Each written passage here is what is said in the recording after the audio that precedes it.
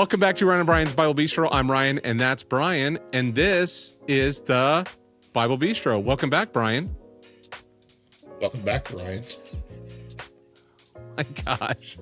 This is a podcast all about the Bible, theology, and all things related to the Christian faith. There you go. Welcome back to the second quarter episode of 2026.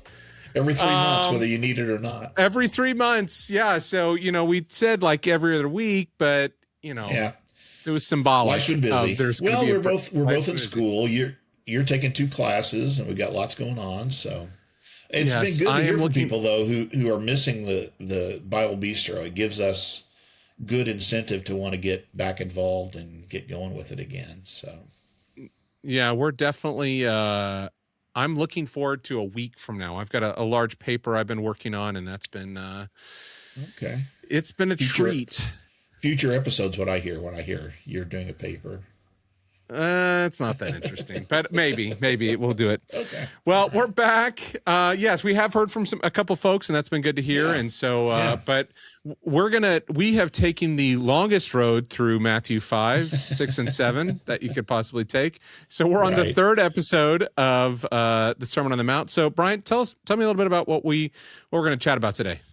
Well, we're going to talk about basically salt and light as the way that I kind of summarize this. These are, and I'm going to go back because it's been a while. It's been a minute. So, one of the things about the Sermon on the Mount that I always like to say is some of probably the best known verses, some of the best known passages in all of the Bible are in this sermon. People can quote this sometimes even if they don't even know too much else about the Bible.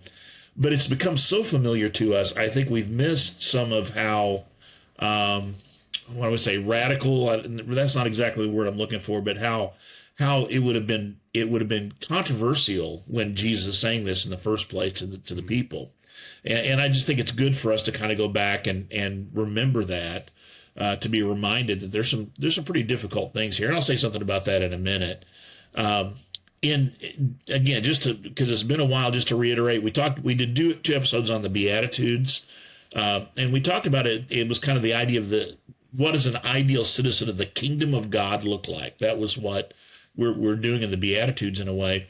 But there's a shift that took place in Matthew chapter 5:11. And it moves from the third person into the second person. So in the Beatitudes, it's blessed is the person who, blessed is the one who mourns, or blessed is the one who, blessed are the peacemakers. It's third person.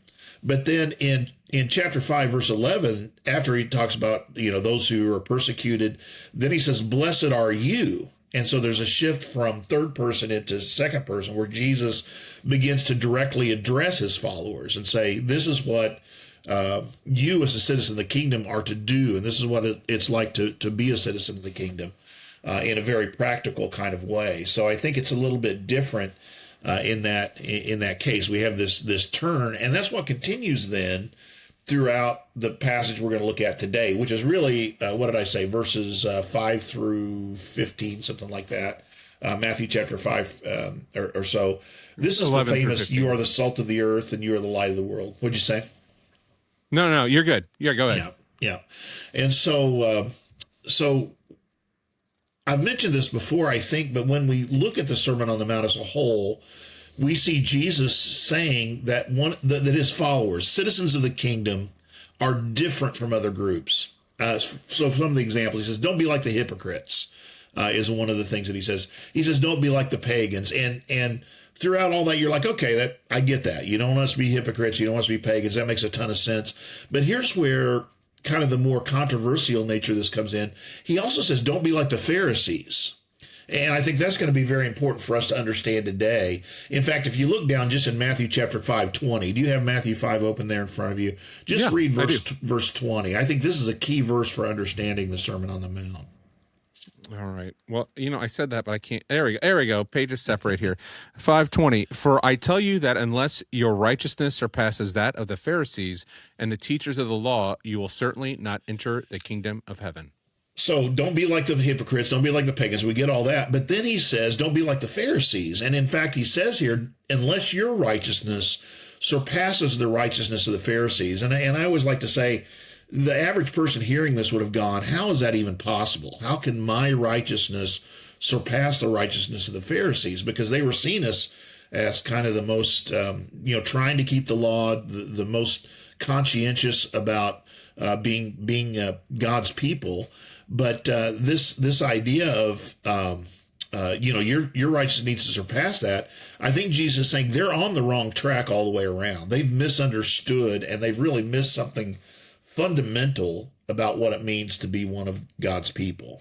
And we've talked about that before, that it's not just a matter of, I'm part of the chosen race, I'm a part of the chosen people, but God very specifically has people that he's calling alongside of him. What the kingdom is really him calling people alongside of him to work to transform the creation to be what it was intended to be in the first place. And so I think he's saying that, the Pharisees have kind of missed the boat all the way around. And so this is the part that's, I think, a little bit more hard hitting. I've been using this. I think I've held this up before, but when I was teaching this in Sunday school, I used this book by Scot McKnight. It's in the Story of God Bible Commentary series, and it's just on the Sermon on the Mount. It's excellent. I wanted to use one of his quotes because I think it really summarizes what I'm trying to say here. He says this text, and he's talking specifically about what we're looking at today. You are the salt of the earth. You are the light of the world. This text encourages us to reimagine our role in the world as God's agents of redemption. So that's the way, that's where we get kind of mixed up sometimes. And that's, just to say it bluntly, that's how we're sometimes like Pharisees. They thought of themselves as the recipients of God's salvation, of the recipients of God's redemption, rather than thinking about themselves as the agents of God's redemption. In other words, God is bringing about his salvation. God's bringing about his redemption through us.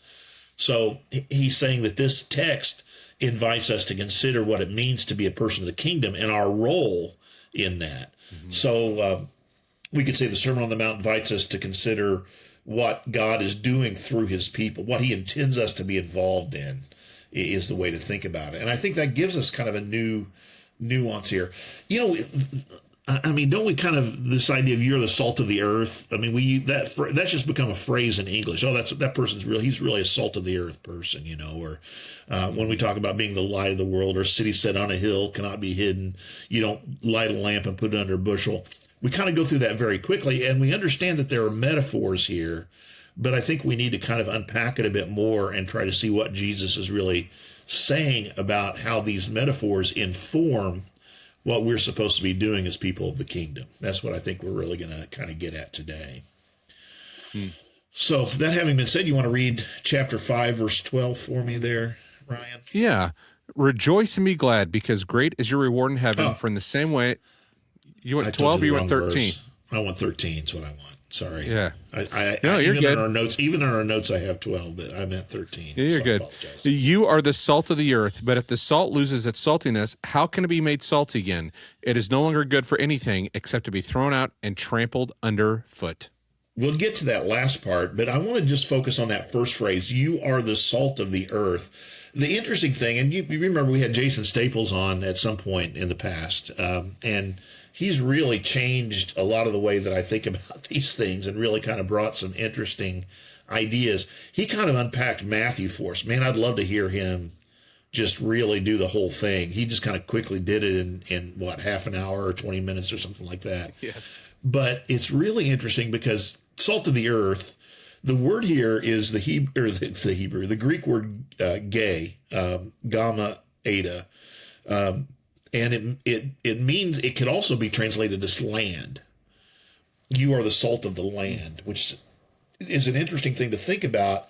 Again, if Jesus is saying here, you don't want to be like the Pharisees, right? You don't want to be like these others who saw themselves as kind of the keepers of the land, the ones who made sure that Israel maintained its religious boundaries. They were the ones who were watching the borders and that kind of thing. But he says you are, to his followers, you are the salt of the earth, or it could be the land. If you remember what Jason said about this when he kind of unpacked it for us? I don't remember exactly what he says. Okay, he said Matthew is really interesting because he uses these different things, and every time I can't unsee it now. I was teaching some stuff out of Matthew the other day, and it talks about one of the Gentile woman who comes to Jesus and asks for healing of his daughter, and he says, "Oh, do you give what's sacred to dogs? This whole thing, or do you give your the good food to the dogs? Scraps the dogs." Right. And so, yeah, that's what she says. Even the dogs eat the scraps that come off the table. But she's described in Matthew, and I want you to think about this. Think about the time frame. She's described as a Canaanite woman, which is Canaanite, right? That's Old Testament. That's kind of an anachronism, right? So there's this whole thing going on in Matthew.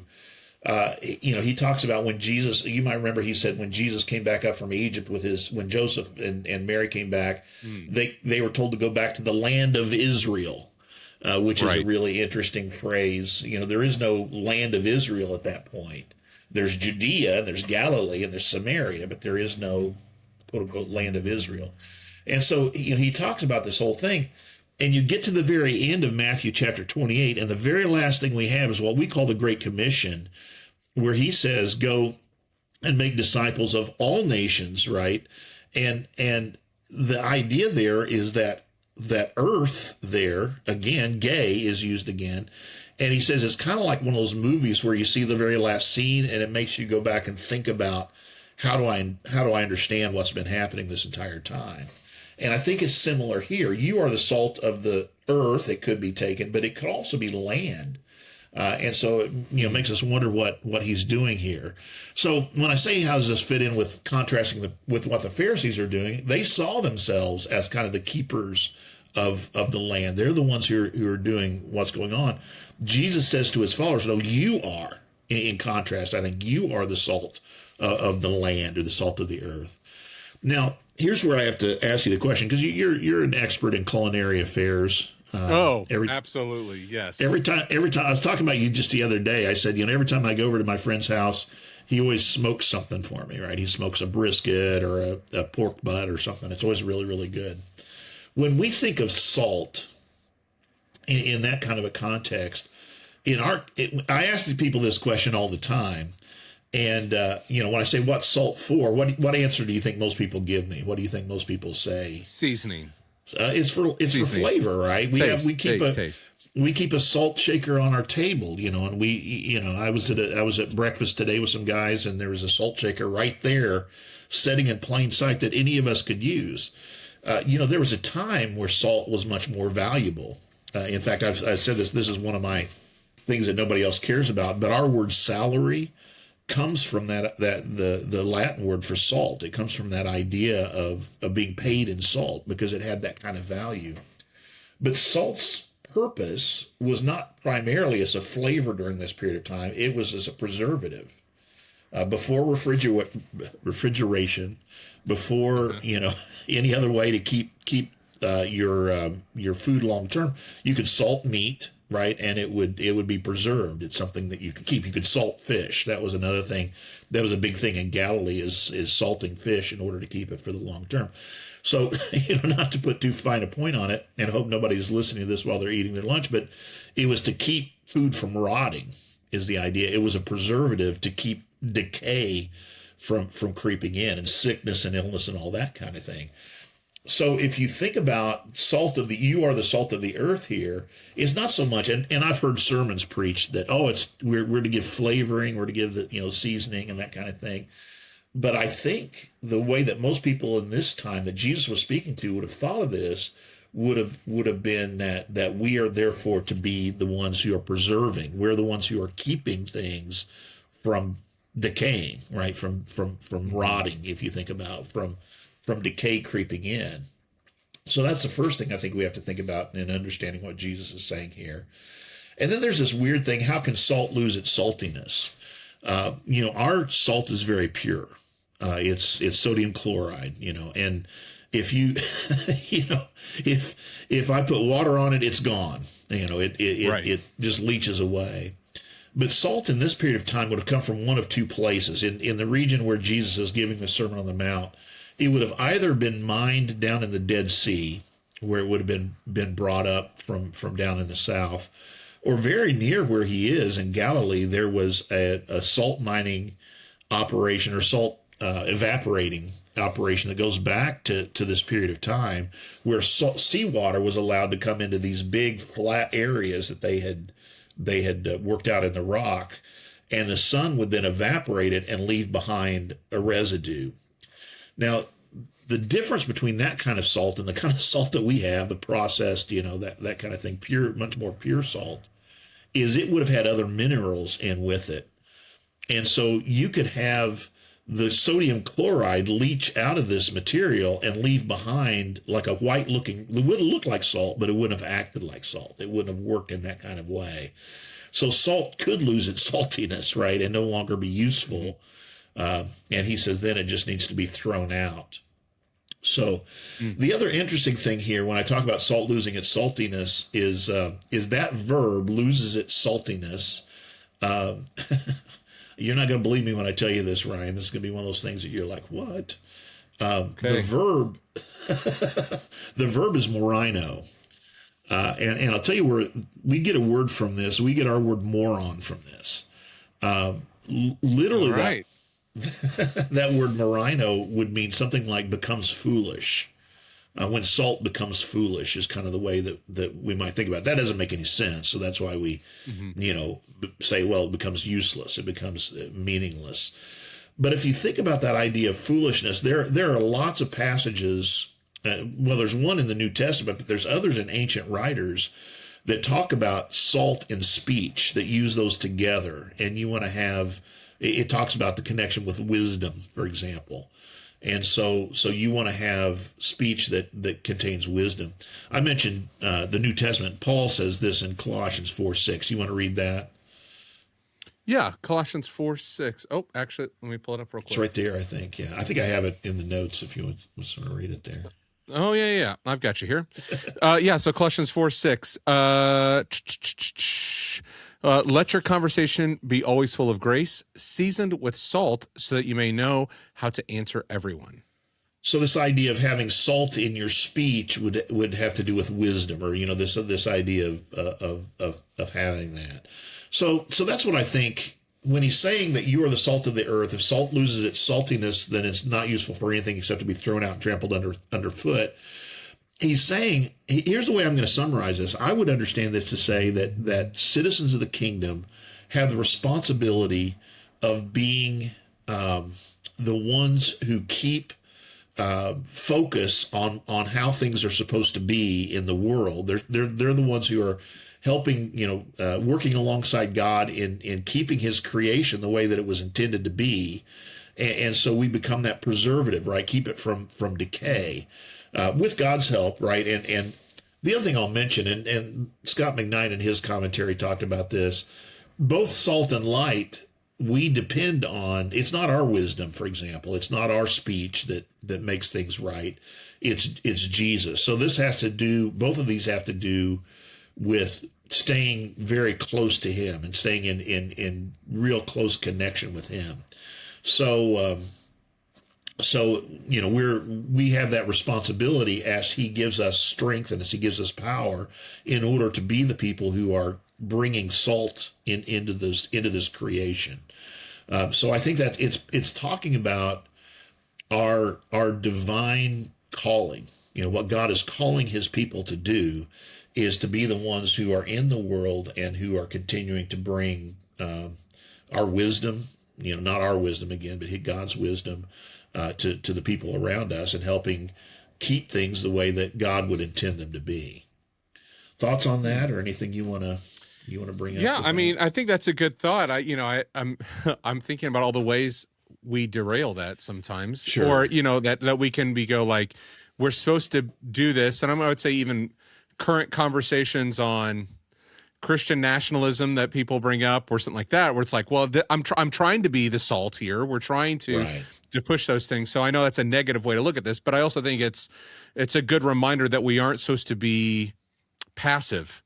That there is a task here, and I know we keep talking about this. We've talked about this in several times, but there's a task for us. But it's that balance of the task that we're called to, and also not, how do we balance that out in the world that we're in? Yeah, I think that's a great idea, and that's really what we're talking about. We're talking so both these have to do light of the world, salt of the earth. Both of these have to do with the way that we relate to the society and the culture around us, right? What relationship do we have with the world? It goes back to Jesus in the upper room, saying to his disciples, I'm not going to take you out of the world. I'm leaving you in the world, but you are not to be of the world.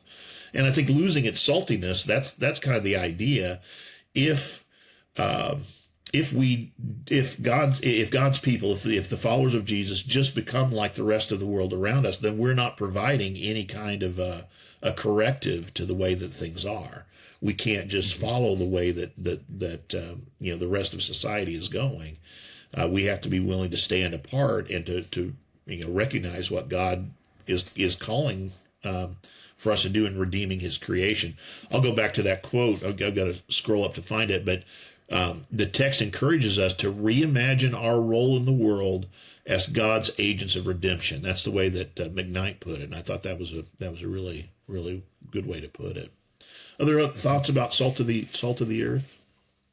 No, I mean, I have heard, you reference, it's always about saltiness and season the world and all that stuff. But, I think the image of preservation, I think, I mean, it's an interesting thing. And like, what does it mean to preserve the world, Right. and what does that look like? Yeah. And, I would say even in their context, but also in our context as well. So those are just the things that are rolling through my mind. Yeah. Again, the Pharisees would separate themselves, right? They wouldn't see their task as being involved in this. It would be more of a, I'm just as long as I'm fine, then I don't have to be involved with others at all, I think is kind of the idea. Let's talk about light of the world then. So when we see the image of light, it usually has to do with revealing in Scripture, the idea of seeing clearly. And I think that's the case here. But go ahead and read just verse 13 for us, first of all. By the way, this is verse 14. 14. Yeah, you're one off, my friend, on all. This is one verse off today. It's on all of this. You are the light of the world. A town built on a hill cannot be hidden. So light, like I said, a lot of times has to do with revealing. But what do you think the idea of a city on a hill? What does that point to, you think, if you think about the light of the world and a city on a hill? A city on a hill is like what you're supposed to be looking up to. It's like it's where you're supposed to be going. I don't know. Maybe it's like a lighthouse. Yeah. It's like it's a beacon when you're in the dark world. Like I'm going in the right direction. I'm going to the city. So that's the other thing. I think light can signal, right? Can draw people. Mm-hmm. Jerusalem was a city set on a hill, right? It's one that you can see from a distance. It was up on a high place. The temple was on the highest point, and so it would draw people to it. People could see that light, and they were drawn to it. Now, you are the light of the world is interesting because we usually think about Jesus as the light of the world. And this, again, I think even more clearly than salt of the earth, points to the fact it's not our light, it's the reflected light of Jesus is what we're talking about. His wisdom, as we've received it, as we share it with others, as we are, to use Paul's term, as we our speech is seasoned with salt, as we share the wisdom that God has revealed, then we are reflecting that light to other people, is the way that I would put this. So light is revealing, it's signaling, and it's drawing people. There's a lot of passages in the Old Testament that talk about this idea of the light, and even Isaiah is replete with it. It's just full of them. We think about even at Christmas time where it talks about a light to the Gentiles is one of those phrases that we get this in Zechariah's prophecy in Luke, for example, that you will be to Jesus, you'll be a light to the Gentiles. And that's the way it's often used in the Old Testament, particularly in the book of Isaiah. So I have Isaiah 51:4 there for you if you want to read that. Yeah. Listen to me, my people. Hear me, my nation. Instruction will go out from me. My justice will become a light to the nations. So the instruction will go out from me, and it'll be a light to the nations. And Isaiah, this image that it gives is that all the nations will come to Israel, will come to Jerusalem, right? And they'll come be gathered together in Jerusalem. All the nations that have been scattered will be brought together. So again, Israel, and let me say, even more specifically, Jerusalem and the temple were supposed to be places that attracted others to it. It was supposed to be a place where the nations would gather in order to hear about God. And so this idea that you are the light of the world, you are that city that's set on a hill, is kind of the idea. You're signaling the wisdom of God, you're revealing the truth about God, and you're drawing other people in order to know more about that. Go ahead with whatever verses are left then. Verse 15, I think it is. Is that where we are now? Yes. Okay. Neither do people light a lamp and put it under a bowl. Instead, they put it on its stand, and it gives light to everyone in the house. In the same way, let your light shine before others, that they may see your good deeds and glorify your Father. Okay, I think that's 15 and 16, right? So yeah. you put a lamp up so that it can shine its light, right? So that it can reveal. And so we're called to be speakers of truth. Again, you talked about this idea of, in our society, how does this apply today? And I was going to kind of talk about this at the very end. But that we need to be willing to speak truth in areas where there isn't truth, where falsehood is there, and so we need to speak in a way that reveals. So let me ask you this. This was just kind of a question. When it talks about, you might remember. You remember as a kid singing "This Little Light of Mine." Did you ever sing that one? Oh yeah. I'm gonna let let it shine. Yeah. Right. It comes from this passage. So it says, so let your light shine before men so that they may see your good deeds, right, and glorify your Father in heaven, something like that. Is that what it says? Did I get close? So yeah, sure. I wasn't looking at it, but anyway. So what do you think it means to shine our light, and how does it connect with good deeds? Would you say? What's your thoughts on that? What does it mean for us? How do we shine our light, or let our light shine? I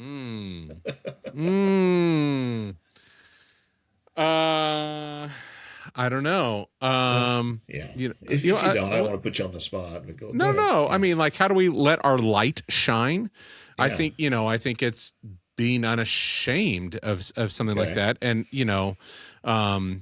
being, not being timid about your faith, and living not it covering out, it up, not covering up, living out your faith, not making it an addition to your life, but it is your central life, how you live your life. Yeah, It's central. yeah. So wherever you go, whatever you do, you're going to be casting a light. Yeah, I think so. And speaking truthfully about things, being willing, like you said, having the courage to step up and speak these kind of things. So we let our light shine. It talks about our good deeds. And another big thing, I'll bring up McKnight again. He talks a lot about the way that I want to say more about this in a moment, the way in which our, for lack of a better term, let's call it witness.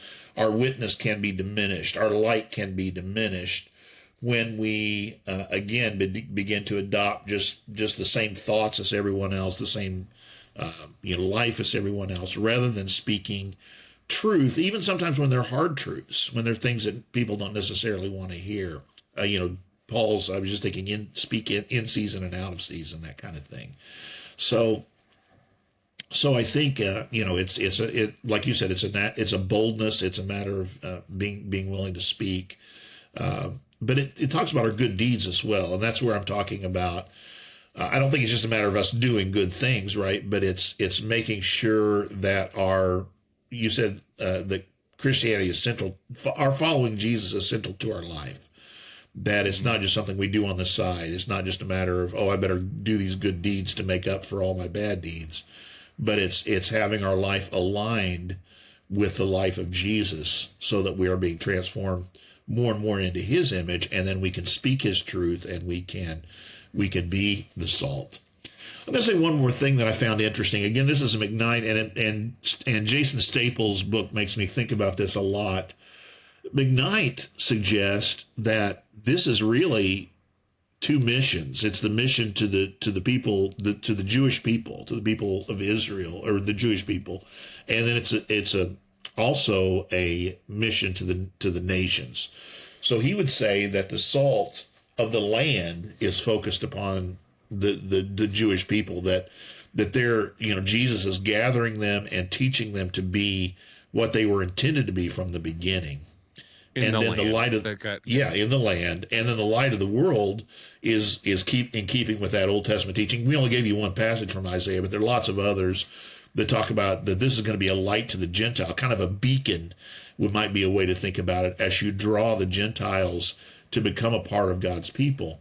And so he sees it both. It's missional for sure, but he sees it as kind of in that way, and he thinks that's the way the original audience would have understood it. And when I read that in the past, I would have been like, "Oh, that's interesting." But after reading Staples' book, it's pretty interesting and convincing that I think they would have thought in this idea of kind of a dual mission. So, what were you going to say? We're going to well, it's just as you think about that, just you are the salt of the earth could also be you're the salt of the land. It's just that there's a when we see the land, could there be something very specific going on there with that? So no, I think that's I didn't recall that he had said that to us, but or I'd read that. But yeah, it's a really interesting insight to see that development there. I'm really intrigued by this whole idea that Matthew, like Matthew 28, because it is kind of interesting that's the way he ends his book, isn't it? With the Great Commission, with Matthew 28. And I kind of butchered it before, but let me go and just read that quickly. It's just a very interesting way for him to end his book. There's no more. I mean, he ends with the words of Jesus. There's no more narration after that. There's no kind of final word or anything. Jesus came and said to them, verse 18, this is chapter 28 of Matthew, all authority in heaven and on earth has been given to me. Therefore, go and make disciples of all nations, baptizing them in the name of the Father and the Son and the Holy Spirit, teaching them to obey everything I commanded you, and surely I will be with you always to the very end of the age. And so he says, when he talks about making disciples of all nations, he says that kind of makes you then go back and think, okay, what did he mean by earth? Is this earth or land, throughout the entire gospel? Because he doesn't say you're the salt of all the nations. Right. You're the salt of the earth. Yeah, right. And so I think it's an interesting insight. And it's kind of, it'd be really neat to see him flesh that out. Or if he's not going to, somebody flesh that out. I think there's a really interesting book to be written in that that would be helpful in understanding Matthew's primary purpose. Anything else on that before that? I wanted to finish with one more passage. This is in Philippians. This is in Philippians chapter 2, and it's that idea of shining like light. And then there's an I think he's referring to this Old Testament passage in Daniel 12. So why don't you pull up Daniel 12, 1-4, which is a really weird kind of passage. Actually, you read Philippians 2. Have you already started looking at Daniel? And then I've already got that. That's all right. I'll walk us through Daniel 12. You read Philippians 2, 12-16 for me. All right. Give me just a second here. Philippians 2, 12. All right. I'm probably going to interrupt you. I'm probably going to interrupt you a couple of times just to warn you. What's that? You're going to interrupt me? Okay. Therefore, my dear friends, as you have always obeyed, not only in my presence, but now much more in my absence, continue to work out your salvation with fear and trembling. Okay, for it is God who. So we've talked about this passage before. It's all y'all's salvation, right? You need to work out your salvation, and a lot of our discussions on the meaning of salvation and the time of salvation, everything, I think, begins with a misunderstanding of what we mean by salvation. As I've said before, we think about it very individualistically. We think about it only in terms of forgiveness of sins and this kind of thing. What I'm thinking about now is more like, the idea of being a part of this movement, right? Giving our allegiance to the King, and then being willing to be a part of this ongoing mission of salvation. I used to say this a long time ago to my students, is our view of salvation is too small. In the Bible, salvation is a restoration of the entire universe. That's the way that I would put it. And so we are taken up in that. As we come to Christ, we are taken up into that, and we become a part of that. So working out your salvation is a problem text if you just see salvation as this kind of state about me as an individual.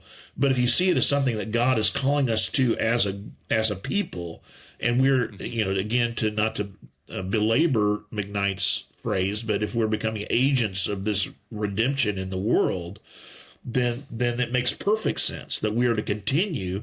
We're obeying. I mean, part of it is what I was talking about. It's what Jesus says. If the salt loses its saltiness, how can it be salty, right? If we're not being obedient to the word of God, then how can we be the agents of change in the world, right? If we're no different than the rest of the world.